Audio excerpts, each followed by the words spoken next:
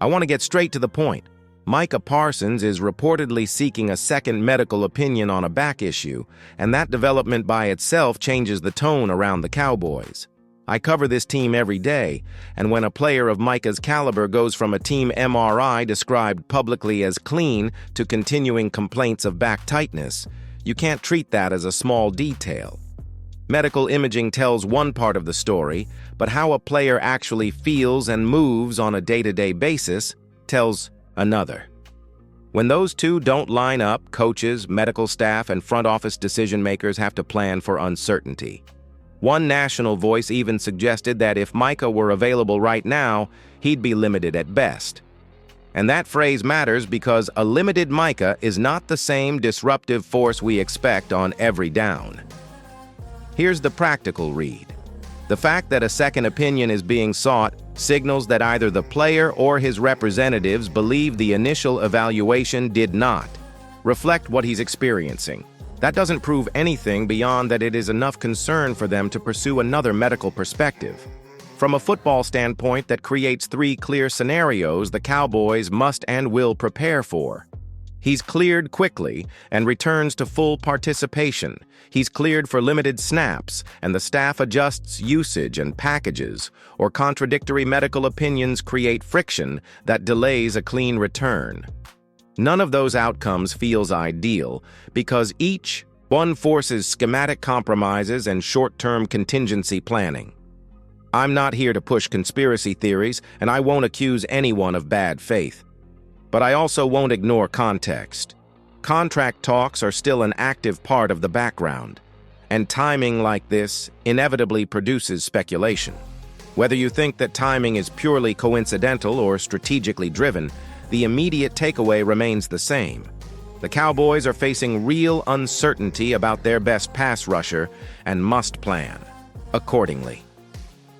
Now I want your quick take. In the comments below, type yes if you think Micah will be ready for the season opener, or no if you think he will miss time, and include one short sentence explaining why. While you type, please hit subscribe. We're pushing to reach 16,000 supporters. And give the video a like if you find this immediate breakdown useful. I'll read the top replies and use them as I dig into the reporters who broke the story, what insiders are saying in detail, and what the roster looks like if Micah isn't at full strength. So let's break down what the reports actually say, because this story picked up steam fast and not all of the details have been clear. The first piece came earlier in the week when Adam Schefter suggested on national television that even if Micah Parsons were available to play right now, he would be limited at best. Think about that for a moment. When a respected insider like Schefter goes on record with a line like that, he's not throwing it out casually. It means his sources are already telling him that something doesn't match the optimistic tone the team initially set. Now remember, the Cowboys' official stance has been that Micah underwent an MRI on his back, and that test came back clean. That was supposed to be reassuring. But here's where the problem lies. A clean MRI doesn't erase tightness, stiffness, or discomfort that a player continues to feel. The word tightness may sound minor to fans, but at this level, where speed and burst are everything, tightness can limit a pass rusher's ability to bend the edge, explode out of his stance, or hold leverage against a tackle. Even half a step slower, Micah isn't Micah. The story advanced when Jane Slater of NFL Network, who's very well connected to the Cowboys, confirmed that Parsons had been spotted at the DFW airport. She clarified quickly that he wasn't heading off on vacation, but instead going for a second opinion on his back. That detail is critical.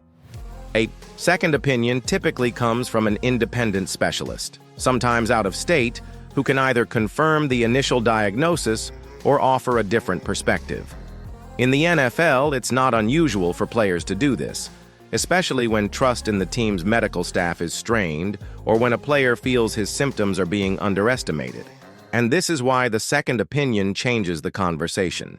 It tells us that Micah, or at least his representation, doesn't believe the first evaluation was enough. It also creates a potential fork in the road. If the second doctor agrees with the first and says nothing is structurally wrong, the Cowboys will feel justified pressing forward with normal planning. But if the second doctor documents a condition that the first one missed or downplayed, the entire situation shifts. Suddenly, the team faces either a longer recovery timeline or a new battle over whether the injury is playthrough material or genuinely restrictive. For fans, the big question is simple. Do you trust the team doctors, or do you think Micah is right to push for another evaluation? Drop your answer in the comments. Write Team Docs if you believe the initial MRI result tells the story, or Player Docs if you believe Micah deserves outside confirmation. I'm curious to see how divided the fan base really is. Before we move forward, hit subscribe to Cowboys News TV and join the push to 16,000 subscribers. It helps more than you realize, and make sure you don't miss the next update as this develops.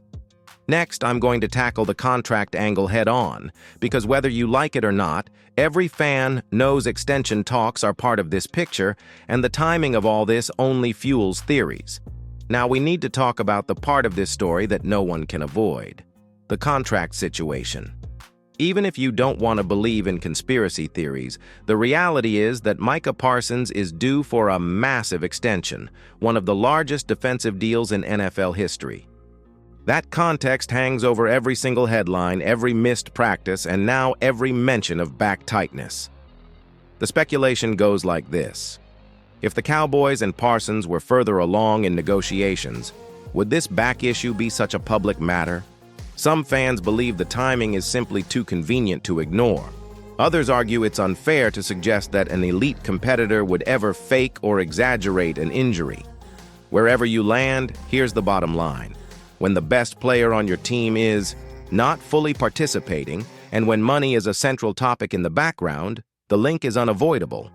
Let's map out the actual options on the table. Scenario 1 is the simplest. The Cowboys finalize an extension, Micah feels secure in his future, and suddenly the injury talk fades. That would be the cleanest resolution and the one fans would welcome most. Scenario 2 is more drawn out. The sides don't reach a deal quickly, and the so-called back issue lingers into the season. That would force the staff to balance workload, maybe limit snaps, and possibly extend the saga into October or later. Scenario 3 is unlikely, but worth stating. The relationship frays to the point where a trade becomes a topic. I don't believe that's realistic at this stage, but when insiders bring it up, you can't dismiss it outright. There's also the dangerous possibility of confrontation. Imagine this. Team doctors insist nothing is wrong, and Parsons insists he doesn't feel fit to play. That standoff could lead to real friction, even legal disputes within the NFL's framework.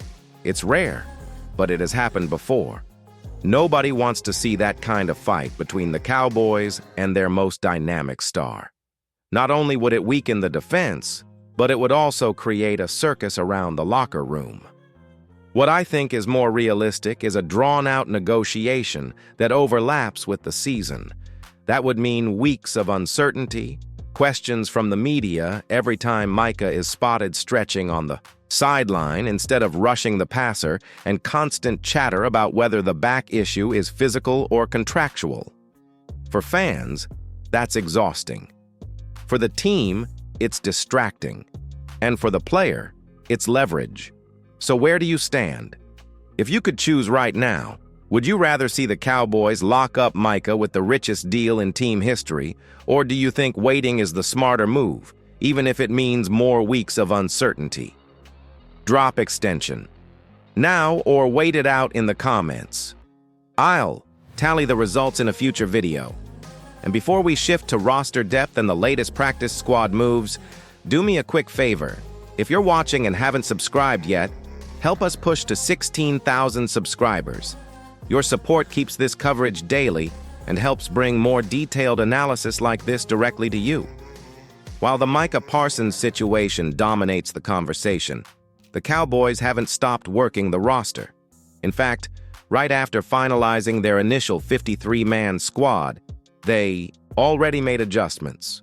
2 corners were claimed off waivers, Trequezie Bridges from the Chargers and Reddy Stewart from the Vikings. With Trayvon Diggs still rehabbing and other depth concerns in the secondary, this move made sense. The timing is also important because if Micah's availability is even slightly in doubt, reinforcing coverage behind him becomes critical. A pass rush can only do so much without reliable play on the back end.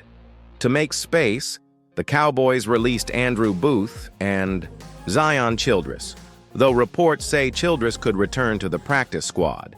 And speaking of the practice squad, it's already filling up with familiar names like C.J. Goodwin, Jalen Brooks, and Ernest Brown. For fans wondering, the squad can hold up to 16 players, with each eligible for up to 3 elevations on game day before the team must commit them to the active roster. That flexibility matters because it allows Dallas to manage depth week to week, especially if they need extra support at corner or defensive line. The bottom line is that while Micah's situation is grabbing headlines, the Cowboys' front office is doing what it always does at this time of year: shuffling, adjusting, and preparing contingencies. Whether it's rotations in the secondary, snap counts on the defensive front, or practice squad call-ups, the roster is being shaped to survive surprises. That's what makes the Parsons question so pressing. If he's ready, this defense is built to be elite. If he's not, the margin for error shrinks dramatically. So here's my final question for you today. If Micah is limited, who do you think steps up on defense? Is it DeMarcus Lawrence, Osa Odigizua, maybe a young name like Sam Williams? Type the name of the player you trust most in the comments. And as always, don't forget to hit subscribe. We're building towards 16,000 subscribers, and your support makes this coverage possible. Like the video to help more fans find it, and stick with Cowboys News TV as we track this story day by day. Micah's second opinion, the contract chatter, and the ripple effects on the roster are all developing, and we'll be here to break down every update.